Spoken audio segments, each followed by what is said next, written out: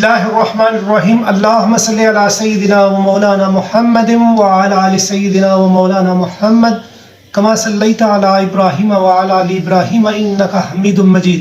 जी मोहतरम, बात कुछ यूँ है कि सदर ममलकत आरफ अलवी साहब ने इलेक्शन कमीशन को खत लिख दिया है कि जनाब आइन के आर्टिकल 2242 के तहत ये आपकी जिम्मेदारी है कि 2 असम्बलियाँ तहलील हो चुकी हैं और आप इलेक्शन शेड्यूल का ऐलान करें, तारीखें दें। और आइन की दफ़ा 218(3) के तहत शफाफ और पुरअमन इलेक्शन का इनेकाद आपकी जिम्मेदारी है। अगर आप इससे कोताही बरतेंगे तो आप जिम्मेदार होंगे आइन शिकनी के, आप मुजरम होंगे। तो सदर पाकिस्तान ने मुतनब्बे कर दिया है इलेक्शन कमीशन को कि आपकी जो जिम्मेदारी है वो अगर आप पूरी नहीं करेंगे, और मुल्क में इस वक्त ऐसे कोई हालात नहीं है जिसकी वजह से इलेक्शन मुलतवी किए जा सके या उनमें ताखीर की जा सके। इस तरह सदर ममलकत की तरफ से ये वाज़ेह पैगाम इलेक्शन कमीशन को दे दिया गया है, जो कि बिल्कुल क्लियर है कि वो बाइस्ड है और वो PDM की सपोर्ट करता है और उनके कहने पे चल रहा है। और वो बार गवर्नर्स को कहते हैं कि आप डेट दें और गवर्नर्स उन्हें कुछ कह देते हैं, ताखीरी हरबे इख्तियार किए जा रहे हैं, जबकि बगैर गवर्नर के पूछे भी इलेक्शन कमीशन डेट दे सकता है, शेड्यूल का अनाउंस कर सकता है। दूसरी तरफ अदालत ने इलेक्शन कमीशन के उस आर्डर को जो उन्होंने डी नोटिफाई किया 43 मेंबर्स को PTI के, उसको करदम करार दे दिया है, मुअत्तल कर दिया उसको, और उनकी तहुक्म सानी उन्हें कहा कि यह बहाल है। लेकिन केस चूंकि अभी चल रहा है इसलिए जो ज़राए हैं इलेक्शन कमीशन के, उन्होंने कहा कि वो तहुक्म सानी यानी अदालत में केस चल रहा है, वो बहाल नहीं हुए, वो असम्बली के इजलास में नहीं जा सकते। लेकिन उन्होंने उन्हें डी नोटिफाई और उसकी जगह इलेक्शन करवाने के अमल को रोक दिया है इलेक्शन कमीशन को। ये इस तरफ चल रहा है। दूसरी तरफ शेख रशीद साहब को अडियाला जेल से 1 रोज़ा राहदरी रिमांड पर इस्लामाबाद मरी पुलिस ले गई। अब मरी अदालत में वो पेश होंगे, 1 रोज़ा रिमांड राहदरी रिमांड मिल चुका है, वो वहाँ पेश होंगे। वहाँ उन्होंने बाहर आते ही मीडिया को जो बताया, वो कहते हैं कि मेरे ऊपर कोई केस, मुझसे कोई प्रोसिक्यूशन नहीं हो रही, कोई पूछा नहीं जा रहा, बस मुझे सिर्फ रात को इन्होंने कहा कि एक आला शख्सियत आपसे मिलना चाहती है, आपको मिलवाना है, मैंने इनकार कर दिया। ये मेरी वफादारियाँ खरीदना चाहते हैं, मुझे इमरान खान से कहते हैं कि अलग हो जाओ, उसकी पार्टी को तोड़ना चाहते हैं और उसे नाअहल करवाना चाहते हैं। यानी ये इनकी लिस्ट पे है कि उसे नाअहल कराना है इमरान खान को और उसके पार्टी को तोड़ना है, और उसके साथ जो भी खड़ा है यानी शेख रशीद है, परवेज राही है, तो उनको उनसे अलग करना है। ये इनका सिर्फ मतबा नज़र है, जो मैं इस उम्र में उसको नहीं छोड़ूंगा, मैं उसके साथ खड़ा हूँ। और क्लियर कट कहा कि मुझे इन्होंने कुछ भी नहीं अभी तक पूछा मुकदमे के बारे में। जो मेरे ऊपर मुकदमा इन्होंने कायम किया है, वो पुलिस का जो मुकदमा मेरे ऊपर कायम किया, मैं किसी पे मैंने गन नहीं उठाई, किसी पे हमला नहीं किया, ये सारे बेबुनियाद मुकदमात है मेरे ऊपर। मकसद सिर्फ इन मुकदमात का, मुझे इमरान खान से कहते हैं अलग हो जाओ। जैसे मैंने पिछली एक वीलॉग में बताया था कि 2014 में ये कामयाब हो गए थे जुवेद हाशमी साहब को अलग करने पे, इसी तरह अब भी ये कह रहे हैं, कभी फवाद चौधरी को पकड़ लेते हैं, कभी किसी को पकड़ लेते हैं। यहाँ तक कि जो सहाफ़ी हक और सच की बात को लोगों तक पहुँचाने का अपना फ़र्ज अदा करते हैं, वो सवालात उठाते हैं जो अवाम उठाती है। 10 माह में इन्होंने अवाम के लिए कुछ नहीं सोचा और ना आइंदा नज़र आ रहा है कि कुछ सोचेंगे, लेकिन ये उस तरफ नहीं जाते। इनके टारगेट पे सिर्फ और सिर्फ इमरान खान को नाअहल कराना और उसे गिरफ्तार करवाना, इलेक्शन प्रोसेस से उसे बाहर निकालना, PTI को तोड़ना ताकि इलेक्शन में ये आ सके। दूसरी तरफ ये टूट फूट का शिकार उसको करना चाहते थे, ये इनकी ख्वाहिशात थी, इस पर वो अमल भी कर रहे हैं, तमाम अदारों को वो इस्तेमाल भी कर रहे हैं और अदालतें जानती भी हैं। और गुलाम मुर्तज़ा मलक ने उस छोड़ भी दिया, गुलाम मुर्तज़ा विरक ने, कि ये जो उस दिन केस खारिज कर दिया उसके खिलाफ। इसी तरह अगर आप भी जो मजिस्ट्रेट है वो कहते हैं केसेस क्या है, लाए इधर बताएं क्या है, लेकिन उन्होंने जो ज़ाब्ते की कार्रवाई है वही देखी और कहा कि जी ये केस अब मरी की अदालत में आप जाके वहाँ केस लड़े। तो ये इस तरह चल रहा है पाकिस्तान में। इन्होंने हिट किया हुआ है कि उसको और इनसे वादा किया हुआ है मुख्तदर हलकों ने। इसीलिए इमरान खान कहता है कि भाजपा की पॉलिसी अभी तक मुझे लगता है कि वही चल रही है। अगर वो ना चल रही होती तो अदारे पीछे हट जाते, जो हकायक उनके मुताबिक काम करते, जो वाकई इन पे केसेस बनते हैं वो बनाते, ये इस तरह के केसेस ना बनाते जो बनाए जा रहे हैं।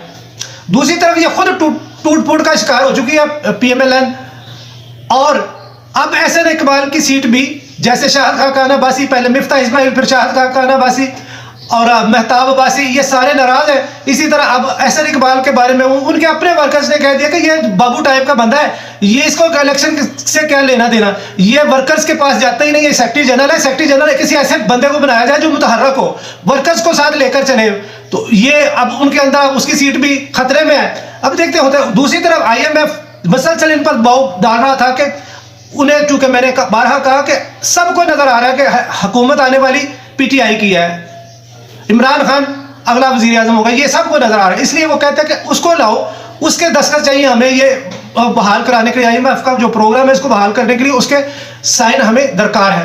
ये शबर जैदी ने खबर दी, शबर जैदी साहब ने ये खबर दी थी कि वो ये चाहते हैं। अब ये IMF के साथ बैठते हैं, अभी तक इनका सॉल्व नहीं हुआ, अगरचे इन्होंने सारी शराइत मान भी ली है, लेकिन वो 800 अरब के टैक्सेस कह रहे थे। अब उन्होंने कहा कि अगर टैक्सेस नहीं लगाना, इन्होंने उनसे कहा कि अगर टैक्स लगाते हम इलेक्शन की तरफ जाना, कैसे जाएंगे?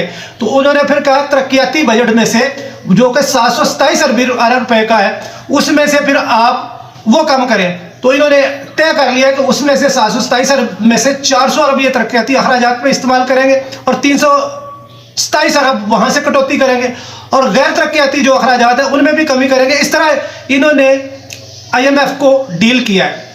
लेकिन सिर्फ इतना ही नहीं, उन्होंने तो और बहुत कुछ कहा है। अभी इंपोर्ट एक्सपोर्ट, अब उन्होंने ये भी शराइत रखी है कि पेट्रोलियम मसनूआत पर लेवी बढ़ाए, उससे इतने अरब का खसारा दूर करें। फिर गैस पर 1500 अरब का जो डिफरेंस है, गर्दशी कर्जा है, उसको खत्म करने के लिए आप गैस की कीमतें बढ़ाएं, बिजली की कीमतें बढ़ाएं, फी यूनिट 3.5 रुपये उसने कहा बढ़ाएं। इसी तरह तमाम शराइत वो इन पे लागू कर रहे हैं। इन्हें वो सारा कुछ मानना भी पड़ेगा, फिर भी इन्हें कुछ मिलेगा कि नहीं मिलेगा। लेकिन ब्लूमबर्ग की रिपोर्ट ये है कि 6 माह फिर इनके गुजर जाएंगे। 30 जून को इनके पास ज़र मुबादला के ज़खायर जो होने चाहिए वो 16 अरब डॉलर और कुछ करोड़ डॉलर उन्होंने कहा है कि इतने होने चाहिए। लेकिन अब देखते हैं कि ये क्या करते हैं। क्या ये ज़र मुबादला के ज़खायर जो कि 3 अरब डॉलर रह गए हुए हैं, वापस 16 अरब डॉलर होते हैं 30 जून तक या नहीं होते? ये सारी स्टोरी अब तक की। लेकिन उधर पीपल्स पार्टी की पार्लियामानी मीटिंग हुई, पार्लियामानी बोर्ड की, उन्होंने जो सीनियर क्यादत थी उन्होंने इनकार किया। उन्होंने कहा नहीं, इलेक्शन हर सूरत होने चाहिए, जो ज़िमनी इलेक्शन है और ये KPK और पंजाब असेंबली का इलेक्शन ये होने चाहिए, ये आईनी तकाजा है। लेकिन फिर उन्होंने अपने सरबराह के पे डाल दिया कि ठीक है, अगर PMLN और जमीयत उलमा इस्लाम उनके 2 सूबों में चूंकि हो रहा है, वहां वो बेहतर समझते हैं, तो PDM की क़यादत जो फैसला करे वो हमें मंजूर है। लेकिन अलग उन्होंने इसकी मुखालफत की, इसकी मुफाहमत नहीं, यानी कि इस पे वो एग्री नहीं हुए कि ये होना चाहिए। यानी उन्होंने इनकार किया कि इलेक्शन आइन और कानून के मुताबिक 90 दिन में ये जो असेंबली डिज़ाल्व हुई है 90 दिन में होना चाहिए। तो जो इनके अंदर आपस में फूट पड़ चुकी हुई है, वो इलेक्शन में आना चाहते हैं पीपल्स पार्टी वाले, और ये इलेक्शन से भाग रहे हैं। अब बामरे मजबूरी इन्हें भी इलेक्शन में जाना पड़ेगा, इसलिए ये कह रहे हैं कि जरूर बर जरूर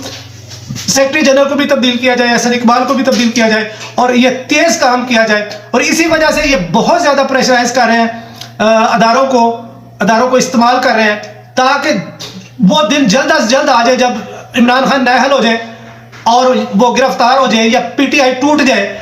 और जब ये सूरत हाल बन जाए तो फिर नवाज शरीफ को किसी तरीके से लाके अदालतों को भी इस्तेमाल में लिया जा रहा है कि वो यूज हो और नवाज शरीफ को क्लियर करें, ताकि वो इलेक्शन मुहिम में हिस्सा ले सके। और इलेक्शन में ये सारी उनके अब टाइम उनके पास बहुत थोड़ा है, 66 डेज रह गए दोनों असेंबलियों के इलेक्शन में। एक पंजाब असेंबली में 66 डेज रह गए।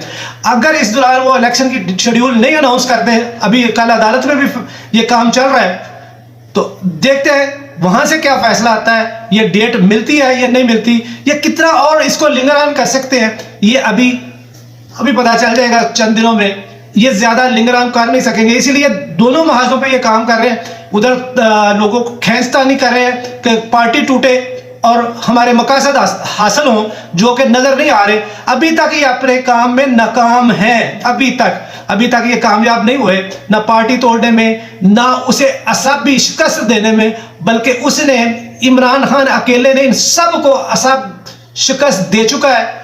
लेकिन ये लितो लाल से इसीलिए काम ले रहे हैं कि इन्हें पता है कि हम अगर इलेक्शन में जाते हैं तो हार हमारा मुकद्दर है, कोई हमें हार से बचा नहीं सकता। इवन हम सारे अदारों को भी इस्तेमाल कर ले, फिर भी जितनी मर्जी प्री पोल दुराने इलेक्शन धांधली कर ले और इलेक्शन के बाद भी, पोलिंग के बाद भी धांधली कर ले, फिर भी जीत नहीं सकेंगे। मार्जिन इतना वाज़ेह होगा कि हम हर सूरत में हारते हैं। अब तक के लिए इतना ही, इजाज़त दीजिएगा।